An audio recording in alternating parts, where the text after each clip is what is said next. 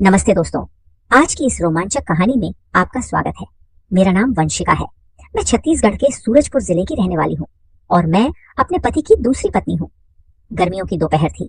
सूर्य जैसे आसमान से आग बरसा रहा था और घर आम दिनों से अधिक शांत लग रहा था। मैं रसोई में खड़ी थी, ताजगी भरी सब्जी के लिए गोभी काट रही थी और अपने विचारों को व्यस्त रखने की कोशिश कर रही थी। मेरे पति हमेशा की तरह काम में व्यस्त थे, जो हमारे परिवार से ज्यादा उनका समय मांगता था। मैंने उनके लंबे घंटों के इंतजार और इसके साथ आने वाली तन्हाई की आदत डाल दी थी। लेकिन आज का दिन कुछ अलग सा महसूस हो रहा था, क्योंकि गौतम, मेरा 20 साल का सौतेला बेटा, अचानक रसोई में आ गया। उसकी मौजूदगी हमेशा सहज और ऊर्जा से भरी रहती थी। जो कमरे में आते जी उसमें जान डाल देती थी। वर्षों से मैंने उसे अपने परिवार का हिस्सा मान लिया था, लेकिन हाल ही में मैंने उसके व्यवहार में छोटे छोटे बदलाव महसूस करी थी और उन्हें नजरअंदाज करना अब मेरे लिए मुश्किल हो रहा था। कुछ मदद चाहिए? आते ही उसने पूछा। तब उसकी आवाज सामान्य थी, लेकिन उसमें हल्की झिझक महसूस हो रही थी। उसने मेरी ओर देखा, फिर उन फलों की ओर जिसमें मैं सलाद काट रही थी। तब मैं बिना आंचल लिए सर पर सलाद काटे जा रही थी और उसकी नजर मुझ पर एक पल के लिए ठहर सी गई थी। तब मैंने मुस्कुराते हुए उसे एक चाकू पकड़ाई और बोली, सुनो गौतम, क्या तुम सलाद काटने में मेरी मदद कर सकते हो? वह तुरंत सिर हिलाकर हमें सहमति जताते हुए मेरे पास आकर खड़ा हो गया और झुकते हुए काटने लगा। शुरुआत में उसके हाथ स्थिर थे, लेकिन जैसे जैसे समय बीतता गया मैंने देखा कि उसकी पकड़ में हल्का सा कंपन था। एक बार जब मैं एक कटोरा लेने के लिए हाथ बढ़ा रही थी तो हमारे हाथ आपस में छू गए। तब वह एक पल के लिए ठिठक गया और फिर जल्दी से पीछे हट गया। फिर माफी मांगते हुए कुछ बड़बड़ाया, जिस पर कोई बात नहीं, मैंने हल्के स्वर में कहा, जैसे कुछ हुआ ही ना हो। लेकिन अंदर से मैं उसकी आकर्षण के प्रति एक बढ़ती जागरूकता को नजरअंदाज नहीं कर पा रही थी। तब काम करते हुए मैंने उसे कई बार मेरी ओर देखते हुए पकड़ी। उसकी आंखें हर बार मेरी ओर मुड़ने पर जल्दी से दूसरी दिशा में चली जाती थी। ये बेहद हल्का, लगभग न के बराबर था, लेकिन फिर भी वहां था एक झिझक, एक तनाव जो मैंने पहले कभी भी महसूस नहीं की थी। ऐसा कमरे में लगने लगा था। फिर कमरा अचानक छोटा सा लगने लगा और उसमें की हवा भारी सी हो गई। लगता है सब तैयार हो गया। तब मैंने चुप्पी तोड़ते हुए कही और फिर तैयार हुआ। सलाद को टेबल पर रख दी। फिर गौतम ने सिर हिलाया। तब उसका चेहरा हल्का सा लाल था, जैसे किसी अजीब बात पर शर्मिंदा हो या कुछ गंभीर रूप से सोच रहा हो जिसे वह समझा नहीं सकता था। वह कुछ पल तक वहीं रुका रहा, जरूरत से ज्यादा देर तक। फिर एक कॉल करना है, इतना कहकर कमरे से बाहर चला गया। तब मैं वहीं खड़ी रही, खाली दरवाजे को देखते हुए, हमारे बीच हुई बातचीत को दिमाग में दोहराते हुए। फिर मैंने खुद को समझाई कि यह कुछ नहीं था, बस एक गुजरता हुआ पल था। गौतम एक युवा लड़का था, शायद किसी और वजह से घबराया या शर्मिंदा था, लेकिन अंदर से मुझे पता था कि बात इससे कहीं ज्यादा थी। उसकी निगाहें, वह अनजाने में हुए स्पर्श और उसकी आवाज का लड़खड़ाना सब जानबूझकर किया गया सा लगा, भले ही उसकी मंशा वैसी ना रही हो। फिर उस शाम जब मैं सोफे पर बैठी अपने पति के लौटने का इंतजार कर रही थी, तो मैं इस एहसास को झटक नहीं पा रही थी कि गौतम और मेरे बीच कुछ बदल सा गया था। यह हल्का था, जैसे परछाई जो नजरों से ओझल हो रही हो, लेकिन फिर भी वह यही है। और तब चाहे मैंने कितनी भी कोशिश की, लेकिन इसे नजरअंदाज नहीं कर पाई। फिर आने वाले दिनों में मुझे सब कुछ अजीब सा महसूस होने लगा, जैसे गौतम और मेरे बीच एक अदृश्य रेखा खींच गई हो। भले ही हम दोनों ने इसका जिक्र ना किया हो। अब वह भी घर में ज्यादा समय बिताने लगा था, मुझे कामों में मदद की पेशकश करने लगा था, जिनमें पहले कभी वह थोड़ा सा भी दिलचस्पी नहीं दिखाता था। शुरुआत में मैंने इसे गंभीरता से नहीं लिया, लेकिन जल्दी ही यह साफ हो गया कि उसकी मौजूदगी महज इत्तेफाक नहीं थी। एक दिन मैं बेडरूम रूम में कपड़े तय कर रही थी। जब गौतम अंदर आया, उसने ज्यादा कुछ नहीं कहा, बस सोफे पर बैठकर मोबाइल देखने लगा। मैं अपना काम करती रही, लेकिन मुझे उसकी निगाहों का एहसास हो रहा था। जब भी उसे लगता कि मैं उसकी तरफ नहीं देख रही हूँ, वह मुझे देखने लगा था। यह सब मुझे असहज कर रहा था, हालांकि मैंने इसे जाहिर नहीं होने दिया। मम्मी, आप व्यस्त लग रही हैं, उसने कुछ देर बाद धीरे से कहा। तब उसकी आवाज सामान्य थी, लेकिन उसका चेहरा सामान्य से ज्यादा गंभीर लग रहा था। तब उसकी तरफ देखे बिना मैंने जवाब दिया, बस घर के काम संभाल रही हूँ। फिर वह चुप हो गया और उसकी चुप्पी जरूरत से ज्यादा लंबी हो गई। तब आखिरकार मैं उसकी तरफ देखी और उसकी आंखें मेरी आंखों से मिल गई। तब उसकी नजरों में कुछ तो था, शायद जिज्ञासा या कुछ और गहरा, जिसने मुझे अस्थिर कर दिया। उस महीने के अंत में मैं स्विमिंग पूल के पास थोड़ा समय बिताने का फैसला करें। तब मुझे उम्मीद थी कि इससे मेरा मन हल्का हो जाएगा। वहां मेरे साथ किसी को आने की मुझे उम्मीद नहीं थी, लेकिन गौतम मेरे जाने के थोड़ी ही देर बाद आ गया। फिर वह जाने के थोड़ी ही देर बाद आ गया। फिर वह कहने लगा कि उसे पढ़ाई से थोड़ा ब्रेक चाहिए। फिर उसने अपनी तौलिया एक कुर्सी पर रख दिया और बिना किसी झिझक के पानी में कूद गया। तब मैं अपनी लाउंज कुर्सी पर बैठी रही, एक किताब में खुद को व्यस्त दिखाने का नाटक करने लगा। लेकिन जब वह पानी से बाहर आया तब उसके बालों और कंधों से पानी टपक रहा था। तभी मैं अनजाने में उसकी तरफ देख बैठी। फिर उसने मुझे उसे देखते हुए पकड़ लिया और एक पल के लिए हम दोनों ने अपन नजरें नहीं हटाई। फिर उसने पूछा, आप अंदर नहीं आ रही? तब उसकी आवाज हल्की थी, लेकिन उसकी आंखें किसी गहरे राज से भरी हुई थीं। तब मैं सिर हिलाते हुए बोली, नहीं, मैं नहीं आ रही, मैं यहीं ठीक हूँ। फिर वह पूल के किनारे के पास तैर कर आ गया और अपने हाथ किनारे पर टिका दिया। तब उसकी नजरें मुझ पर इस तरह से बरस रही थीं, जो मुझे अंदर से उत्तेजित करने लगी थी। मुझे अपने भीतर गर्मी का एहसास होने लगा, जो सूर्य की गर्मी से नहीं बल्कि हमारे बीच की खिंचाव भरी ऊर्जा से थी। तभी उसने नरम शब्दों में कहा, मम्मी, आप पिछले कुछ दिनों से चुप चुप सी लग रही हैं। इस पर मैं अपनी कंधे ऊंचा करके और बात टालने की कोशिश करते हुए बोली, बस थोड़ी थकी हुई हूँ। शायद फिर गौतम ने और कुछ नहीं कहा, लेकिन जिस तरह से उसने मेरी ओर देखा उससे यह साफ था कि वह मेरे जवाब से संतुष्ट नहीं था। फिर कुछ देर बाद वह पूल से बाहर निकला और अपना तौलिया उठाया और अपने बदन को पछने लगा। फिर जैसे ही वह मेरे पास से गुजरा, उसके शरीर से गिरती पानी की बूंदें गर्म फर्श पर छिटक रही थी, जिससे मेरे दिल की धड़कन तेज हो गई। उसके जाने के बाद के खामोश लम्हों में मैं वहीं बैठी रही, सब कुछ अपने दिमाग में दोहराते हुए। तब मैं इस बात से इनकार नहीं कर सकती थी कि कुछ तो हो रहा था, कुछ ऐसा जिसे मैं सामना करने के लिए तैयार नहीं थी। जिस तरह से वह मुझे देखता था, जिस तरह से वह मेरे पास आकर रुकता था, अब यह उसकी मासूमियत नहीं थी। अब मुझे लगने लगा था कि यह जानबूझकर कर रहा था और इसका जो प्रभाव मेरे अंदर जो हो रहा था उसे नजरअंदाज करना असंभव था। अब रात देर हो चुकी थी और घर शांत था। मैं अपने मन को शांत करने के लिए पानी लेने रसोई में गई थी। तब मुझे अपनी सांसें भारी लग रही थी, केवल गर्मी की वजह से नहीं बल्कि उस तनाव के कारण जो पिछले कुछ हफ्तों से बढ़ता जा रहा था। खैर, अब मुझे रसोई में वहां गौतम के होने की उम्मीद नहीं थी, लेकिन तब भी वह वहां बिना शर्ट के फ्रिज पर झुका हुआ था और फ्रिज में कुछ ढूंढ रहा था। तभी मैं उसे सामान्य दिखने की कोशिश करते हुए, हालांकि मेरी आवाज मेरे अंदर की घबराहट को जाहिर कर रही थी, तभी मैं पूछी, गौतम बेटा, तुम इतनी रात गए जाग रहे हो? नींद नहीं आ रही थी, उसने बिना मेरी तरफ देखे हुए जवाब दिया। फिर उसने फ्रिज बंद किया और मेरी तरफ मुड़ा। फिर उसकी आंखें मेरी आंखों से मिली। तब उसके चेहरे पर कुछ ऐसा था जिससे मेरी सांसें थम सी गई।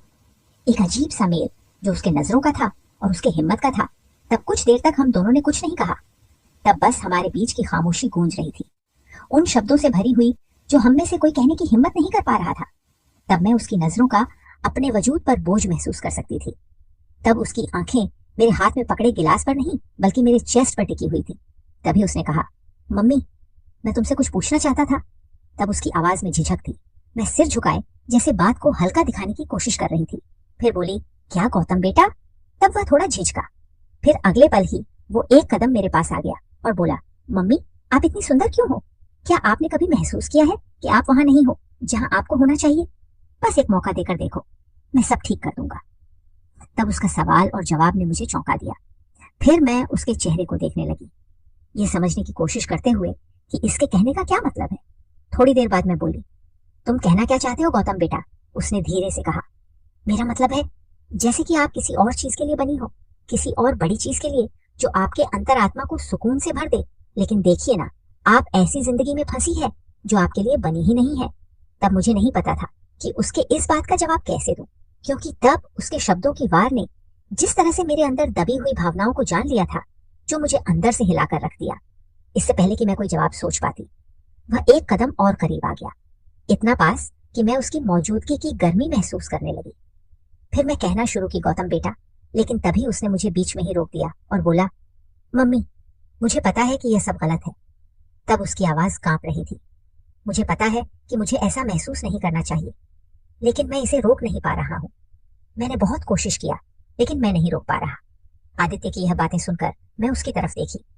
तब मेरा दिल इतनी जोर से धड़क रहा था कि मुझे लगा वह भी इसकी धड़कन सुन सकता होगा। फिर मैं धीरे से बोली, गौतम, हम नहीं कर सकते। तब मेरी आवाज अचानक फुसफुसाहट में बदल गई थी। तब वह थोड़ा भी नहीं हिला और ना ही उसने अपनी नजरें मुझ पर से हटाया। तब मुझे वह एक भूखे शेर की तरह देखे जा रहा था। फिर बोला, मम्मी, मैं हर वक्त तुम्हारे बारे में सोचता हूँ। मैं ऐसा नहीं चाहता कि सोचूं, लेकिन मैं खुद को ऐसा सोचने से रोक नहीं पा रहा। अब तो मैं जहां भी देखता हूं तुम ही हो जो नजर आती हो। तब उसके शब्द हवा में लटके रहे, ओपन और बिना किसी रोक टोक के। तब मैं उसे रोकना चाहती थी, उसे जानने के लिए कहना चाहती थी और इस बातचीत को कभी ना होने जैसा मान लेना चाहती थी, लेकिन मैं ऐसा नहीं कर पाई। मैं एक बार कोशिश की लेकिन नहीं कर सकी। फिर जब उसने अपना हाथ आगे बढ़ाया और हल्के से अपनी उंगलियां मेरे हाथ पर फेरा, तब मुझे ऐसा लगा जैसे सीने में आग लग गई हो। तभी मुझे पीछे हट जाना चाहिए था, उसे बताना चाहिए था कि यह असंभव नहीं है, लेकिन मैं वहीं खड़ी रही, जर्सी गई। फिर उस पल को कुछ ऐसा बनने दिया जो नहीं होना चाहिए था। तभी कुछ ऐसा हुआ कि उसके होंठ मेरे होठों से छू गए, पहले तो झिझकते हुए हल्का, लेकिन फिर गहराई से। तब वह चुंबन बिजली जैसा था, तीव्र और पूरी तरह से सनसनी फैला देने वाला। तब मिनट भर में मैं अचानक पीछे हट गई।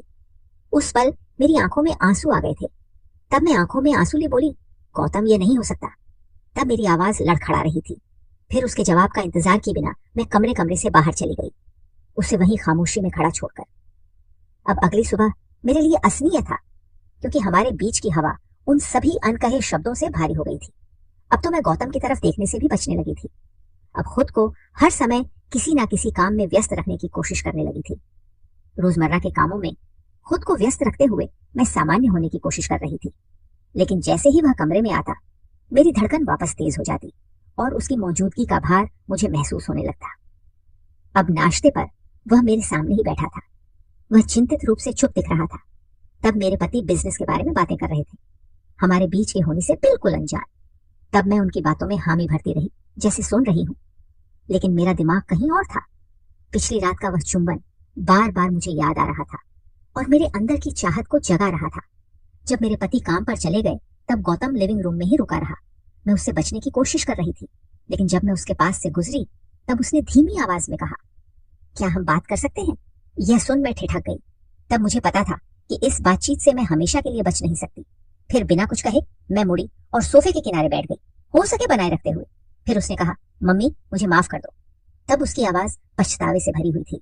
वह आगे कहने लगा, मुझे ऐसा नहीं करना चाहिए था, मैं तुम्हारे लिए पागल हो गया था, लेकिन मैं सच में तुम्हारे लिए चीजें और मुश्किल नहीं बनाना चाहता था। तब मैं सिर हिलाई, क्योंकि मेरे हाथ गोद में मजबूती से बंधे हुए थे। फिर बोली, गौतम, जो कुछ भी कल रात हुआ वो दोबारा नहीं हो सकता। हमने एक हद पार कर दी है। तभी उसने जल्दी से कहा, मुझे पता है मम्मी। फिर थोड़ा आगे झुकते हुए बोला, मुझे पता है कि यह गलत है, लेकिन मैं यह भी नहीं दिखावा कर सकता कि मुझे ऐसा महसूस नहीं होता। आप मेरे लिए सबसे ज्यादा मायने रखती हो, जितना कोई और कभी नहीं रखता। तब उसके शब्द मेरे दिल को चीरते हुए निकल गए। तब मैं उसे रोकने और उसे दूर रहने को कहने की कोशिश कर रही थी, लेकिन उसकी आवाज में छिपी सच्चाई ने मुझे ऐसा करने से रोक दिया। लेकिन आखिरकार मैंने कहा, गौतम, यह सही नहीं है ना मेरे लिए, ना तुम्हारे लिए और ना ही तुम्हारे पिता के लिए। यह सब कहते हुए मेरी आवाज कांप रही थी। मेरे द्वारा पिता का नाम लेने पर वो थोड़ा सहम सा गया, लेकिन पीछे नहीं हटा। फिर उसने कहा, मैं अपने जज्बात पर काबू नहीं पा रहा हूँ। तब उसकी आवाज फुसफुसाहट में बदल गई थी। फिर उसने कहा, मुझे पता है कि आप भी मुझे लेकर कुछ महसूस करती हो। ये मत कहो कि आप कुछ भी महसूस नहीं करती। तब हमारे बीच सच्चाई का बोझ भारी हो गया था। मैं अब और उसे झुठला नहीं सकती थी। तभी मैंने अपने अंदर कुछ महसूस की, कुछ ऐसा जिसे मैं न समझा सकती थी और ना सही ठहरा सकती थी, लेकिन इसका मतलब यह नहीं था कि वह सही था। फिर मैं दृढ़ता से बोली, गौतम, हम जो कुछ भी महसूस कर रहे हैं उसका कोई मतलब नहीं है। हालांकि मेरी आवाज कांप रही थी, फिर भी बोली, हमें इसे यही बंद करना होगा गौतम, हम ऐसा नहीं कर सकते। तब वह मुझे नजरें गड़ाए और एक दर्द के साथ मुझे देखने लगा। तब मैं उसे चोट नहीं पहुंचाना चाहती थी। मैं उसे सब बता देना चाहती थी कि तुम ही वह इंसान हो जिसने मुझे ऐसा महसूस करवाया है। तब मैं यह दिखावा नहीं कर सकती थी कि यह सब सच नहीं है, बल्कि सब कुछ बांटना चाहती थी। तब मैं जवाब देती, इससे पहले ही बालकनी में कार के आने की आवाज ने उस पल को तोड़ दिया। तब मेरा पति जल्दी घर लौट आया था। तब गौतम और मैंने घबराहट भरी नजरें एक दूसरे से मिलाई और वह जल्दी से उठा और बिना कुछ कहे अपने कमरे में चला गया। जैसे ही मैंने उसे लाश से जाते होते देखी, मेरे सीने में एक अजीब सी कसक उठी जिसे मैं समझा नहीं पा रही थी। सीमाएं धुंधली हो चुकी थी, मर्यादा टूट चुकी थी और कुछ भी पहले जैसा नहीं रहेगा। मेरा दिल अपराध, जन्म, वफादारी और उस भावना के बीच बंट चुका था जिसे मैं नाम देने की हिम्मत भी नहीं कर सकती थी। और पहली बार मुझे नहीं पता था कि अब मैं आगे क्या करने वाली थी। फिर जैसे ही मेरे पति घर के अंदर आए, मैंने खुद को सामान्य दिखाने की कोशिश की। तुम जल्दी आ गए, मैंने हंसने का नाटक करते हुए पूछा। हाँ, ऑफिस में मीटिंग कैंसिल हो गई, उन्होंने अपनी टाई ढीली करते हुए कहा। फिर मैं जल्दी से किचन में चली गई, कुछ ऐसा करने की कोशिश में जिससे मेरे चेहरे के भाव छिप सके, लेकिन मेरे भीतर का तूफान थमने का नाम नहीं ले रहा था। गौतम और मेरे बीच जो कुछ हुआ था वह मेरे दिमाग में लगातार घूम रहा था। रात का खाना खामोशी में ही बीता। उधर जब से गौतम अपने कमरे में गया था तब से बाहर नहीं आया था और मैंने भी उसे बुलाने की हिम्मत नहीं की। मेरे पति हमेशा की तरह काम और ऑफिस की बातें करते रहे, लेकिन मेरी दुनिया अब पहले जैसी नहीं रही थी। अगले दिन सुबह का माहौल ठंडा था, लेकिन मेरे अंदर की बेचैनी गर्म थी। मैं गौतम से नजरें मिलाने से बच रही थी, लेकिन जब उसने नाश्ते की मेज पर बैठते हुए मुझे देखा तब उसकी आंखों में वही गहराई थी। तभी उसने अचानक कहा, आज मैं दोस्तों के साथ बाहर जा रहा हूं। इस पर मेरे पति ने बिना कुछ सोचे जवाब दे दिया कि अच्छा है। अब गौतम का बाहर जाना मेरे लिए राहत जैसा था। कुछ घंटों तक मैं खुद को शांत रखने की कोशिश कर सकती थी, लेकिन जैसे ही वह बाहर निकला मैंने महसूस किया कि राहत की जगह खालीपन ने ले ली थी। अब शाम को जब गौतम वापस आया तब मैं लिविंग रूम में अकेली बैठी थी। मेरे पति अपने किसी बिजनेस के सिलसिले में गए थे और घर में बस हम दोनों ही थे। तब गौतम ने सीधे मेरी ओर देखा और बोला, मम्मी, अब हमें बात करनी होगी। तब उसकी आवाज गंभीर थी। मैं गहरी सांस ली और उसे बैठने का इशारा की। फिर बोली, गौतम, जो हुआ वह नहीं होना चाहिए था, यह गलत है, हमें इसे यही रोकना होगा। तब वह चुप रहा, लेकिन उसकी आंखें मुझे पड़ रही थी। थोड़ी देर बाद आखिरकार कहा, मुझे पता है ये सही नहीं है, लेकिन जो मैं महसूस करता हूँ वह भी झूठा नहीं है और मुझे नहीं लगता कि आज भी इससे इनकार कर सकती हो। इस पर मैं बोली, गौतम, मैं तुम्हारे पिता की पत्नी हूँ, हमारी जिंदगी अलग अलग है, तुम्हें इसे समझना होगा। तब उसने गहरी सांस लिया और बोला, मैं आपको कभी कोई परेशानी नहीं दूंगा। मैं बस यही चाहता हूँ कि आप यह जानो कि मैं आपको कितना चाहता हूँ, लेकिन अगर आपके लिए इसे यही रोकना जरूरी है तो मैं इसे समझता हूँ। तब उसके शब्दों ने मेरे दिल को तोड़ दिया। मैं जानती थी कि वह सच कह रहा था, लेकिन जो सच मैं महसूस कर रही थी वह हमारी जिंदगी को बर्बाद कर सकता था। फिर अगले कुछ दिनों में गौतम ने मुझसे दूरी बनानी शुरू कर दिया। उसने घर में समय बिताना कम कर दिया और अपने दोस्तों के साथ ज्यादा बाहर रहने लगा। हमारे बीच की खामोशी अब एक समझौता बन चुकी थी। कुछ हफ्तों बाद उसने घोषणा किया कि वह शहर से बाहर पढ़ाई के लिए जा रहा है। मेरे पति ने यह सुनकर अपनी खुशी जताई, लेकिन मेरे भीतर एक खालीपन घर कर गया।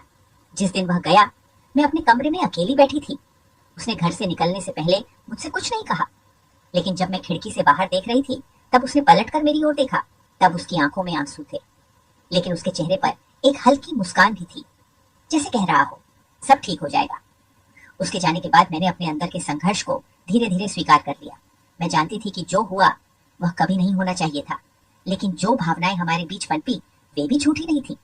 अब जीवन फिर से सामान्य दिखने लगा था, लेकिन हर बार जब मैं अकेली होती मुझे वह पल याद आ जाता और उन यादों के साथ अब एक अधूरी कहानी का बोझ मेरे दिल में हमेशा के लिए बस गई थी। तो दोस्तों, यह थी हमारी आज की छोटी सी कहानी। अगर आपको यह कहानी पसंद आई हो तो इसे लाइक करें और अपने दोस्तों के साथ शेयर करें। आगे भी ऐसी ही रोमांचक कहानियों के लिए हमारे चैनल को सब्सक्राइब जरूर करें। धन्यवाद।